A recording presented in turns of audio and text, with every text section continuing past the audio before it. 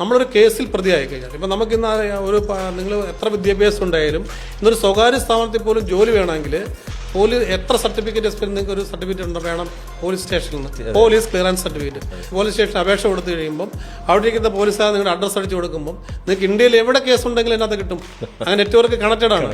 അപ്പം നിങ്ങൾക്ക് ഒരു പ്രൈവറ്റ് സ്ഥാപനത്തിൽ പോലും കേസ് ഉണ്ടെങ്കിൽ ജോലി കിട്ടത്തില്ല.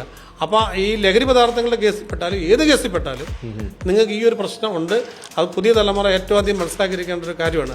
ഇപ്പം ഒരു സംഭവം ഞാൻ പറയാം. എൻ്റെ ഒരു കൂട്ടുകാരൻ ഒരു DYSP, അദ്ദേഹത്തിൻ്റെ അടുത്ത് ഒരു പെൺകുട്ടി, അപ്പം നല്ല മിടുക്കിയ ഒരു പെൺകുട്ടി, അവിടെ കല്യാണമൊക്കെ ഉറപ്പിച്ചു, പയ്യനോട് ഉറപ്പിച്ചു. വെൽ സെറ്റിൽഡ് ചെറുക്കനാണ്, പെണ്ണും വെൽ സെറ്റിൽഡാണ്. കല്യാണം ഉറപ്പിച്ച് കഴിഞ്ഞ ഒരു പെൺകുട്ടി ഈ കുട്ടിയുടെ അമ്മയും കൂട്ടി ഒരു DYSPയുടെ അടുത്തില്ലെന്ന് ഞാൻ DYSPയോട് പറഞ്ഞു, ഞാൻ ഇന്ന പയ്യനായിട്ട് കല്യാണം ഉറപ്പിച്ചിട്ടുണ്ട് സാർ, എനിക്ക് ഈ പയ്യന് കേസ് വല്ലതും ഉണ്ടോ നോക്കി പറയാമെന്ന് ചോദിച്ചു. അപ്പം ആദ്യമായിട്ടാണ് ഇങ്ങനെ ഒരു സംഭവം തരുന്നത്. അപ്പം DYSP ഈ പയ്യന്റെ അഡ്രസ്സ് എടുത്ത് പരിശോധിച്ച് കഴിഞ്ഞപ്പോഴത്തേനും കൂടെ MDMA കേസിൽ പ്രതിയാണ്. അപ്പൊ ആ കല്യാണം ഒഴിവായി പോയി. അപ്പൊ നിങ്ങൾക്ക് കല്യാണം കഴിക്കണമെങ്കിലും മുന്നോട്ടുള്ള കാലഘട്ടത്തിൽ ഇത്തരം കേസുകളിൽ പ്രതിയായെങ്കിൽ പെണ്ണ് കിട്ടാനും പാടാണ്. അപ്പോൾ നിങ്ങൾ ചോദിച്ച പോലെ പാസ്പോർട്ടിന് വേണമെങ്കിലും പിന്നെ വിദേശത്ത് പോയി രക്ഷപ്പെടാന്ന് വെച്ചു.